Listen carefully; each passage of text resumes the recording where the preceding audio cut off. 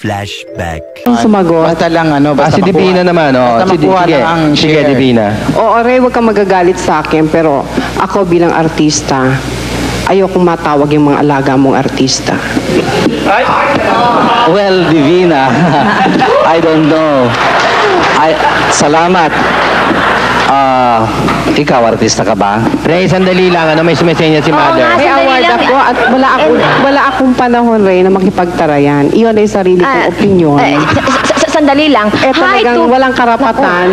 Dahil you're not building a star, you're building a bomba. Bomba star for Betamax. My goodness. And don't question my credibility being an actress. Saan ka ba nanggaling? Sandali, Sandali lang. Matatawag mo ba yung sining yung ginagawa mo since you allow for your talents? I don't Kasi sinabi mo kanina star builder. A star builder is one who respects art and singing. Ngayon, if you allow real scenes, which you are doing, I think everybody knows that, hindi na star building ang tawag nun. Maybe it's beyond my control. If my stars do it, yung penetration sa movies, dahil nakikipag-negotiate ako sa mga producers na yung natural na, yung talagang pelikula. Ikaw ang responsible doon, lahat ng bagay from 1 to 10, lahat yan bago yan ginagawa, may contract yan. Bakit mo sila pinapayagan ganun? Well, kasi ang isang artista, kahit ayaw ko kung gusto niya, katulad ng iba kong alaga, ayaw ko talaga. But then meron naman akong alaga talaga na hindi pwede, ayaw nila. Meron naman akong alaga, hindi pare-pareho ang tao, individual differences. Meron naman yung ibang, hindi lang yung alaga ko, lahat ng artista, lahat ng artista, Hindi lahat. mayroong what I mean is, may kanilang mga principles sa buhay. Kung gusto nila yon, siguro, George, ang ibig sabihin ni Ray, kung si Ray lang nagkikipag-negotiate para doon sa commission niya. Yung ibang fringe benefits na gusto ng artista niya, sa kanila na yon, di ba? Kahit mababastos ang pelikula. Pechay kasi tawag ko sa kanya kay Pepsi. Pechay, sabi ko, totoo ba yung sa inyo ni Tito Vic and Joey? Alin? Yung, Hindi alam mo naman si Tito Ray. Sabi, yung manager po namin si Ray De La Cruz. Parang hindi ka naman na dyan kay Tito. Sabi niya lahat gagawin niyan para lang sumikat tayo. Sabi niya. Kaya yun po talaga, ako mismo, ako ang magpo-proof niya na hindi totoo po yun. End of flashback. Yo, what's up mga tropa peeps? So, yan pong video na yan. Medyo matagal na yan at hinalukay ko po yan para ma-share sa inyo, para maipakita sa inyo. Kasi dito po sa video na ito, nakita natin kung paano po pinukpok ng microphone ni Divina Gracia itong si Ray De La Cruz. At ngayon po nakita natin din na talagang sa mga interview po na yan, si Ray De La Cruz po ay parang sinisira niya ang salitang artista. Kasi nga po, nung mga time na yun, hindi naman po talaga mukhang artista ang kanyang mga binibuild up, kung hindi parang mga, alam nyo na yon kung ano yon, di ba? Mga hubadera, di ba? So, medyo hindi po talaga magandang ehemplo at hindi po magaling na talent manager etong si Ray De La Cruz. At ayon nga po kay Coca Nicolas, sabi nga po niya, gagawin daw po lahat nitong si Ray De La Cruz para po sumikat ang soft drinks bodies o soft drinks beauties noong dekada 80 na yan. Talagang ano po yan. Kumbaga ito po yung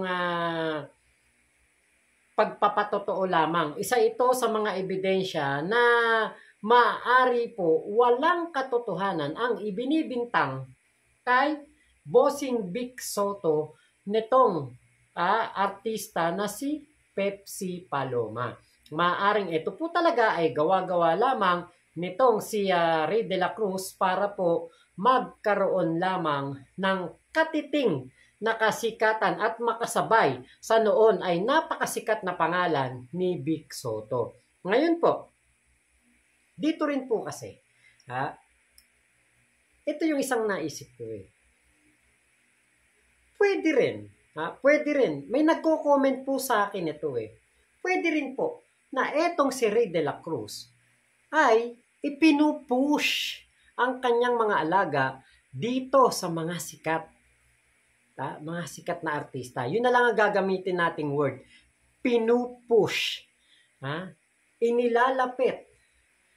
Kusang inilalapit para po magkaroon ng pagkakataon itong mga kababaihan na, 'di ba, sila po ay maging biktima. Kahit na hindi sila nabiktima o hindi sila binibiktima, 'di ba? Talagang kapag po ang isang babae ay umiyak, ang isang babae ay nagkwento, maaari po itong paniwalaan. Kaya po sabi ko nga, bakit sumakay si Daryl Yap dito po sa issue ng Pepsi Paloma at Vic Soto, Joey De Leon at Richie De Horsey. Gayong ito po ay masasabi natin na talagang case closed na at hindi pa man lang nabubuhay itong si Daryl Yap nung nangyari po ang mga bagay na ito.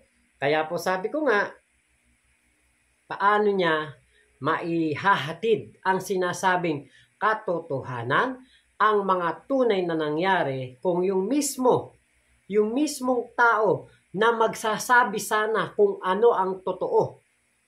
Kung ano ang totoo na nangyari nung mga araw na yon, wala na.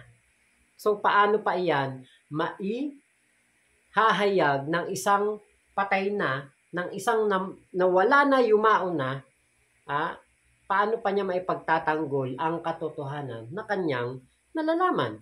So ngayon po, may hinala din ako na dito po sa pelikula na ito ni Daryl Yap, pwede niya pong ito lamang ay ginawa niyang kasi pwedeng yung pagkumpronta kay Pepsi Paloma ni Gina Alahar doon sa scene na yon, sa teaser na yon, pwede na yan ay panaginip lamang doon sa pelikula. Yan pwedeng mangyari yan. Hindi natin alam kung ano ang nakapaloob dyan sa pelikula na yan dahil hindi pa naman yan showing, hindi pa natin napapanood lahat. Ngayon, ang nakakaalam lang yan ay yung mga behind the scenes. Director, producer, artista, mga cameraman at ang mga extra dyan sa pelikula na yan. Sila lang ang nakakaalam ng istorya na yan. Ngayon, pwedeng yung pinakita nila na teaser, panaginip lang ni Pepsi Paloma. At pwede rin, isa pa, pwede rin na baka ibintang nila ito kay Richie De Horsey.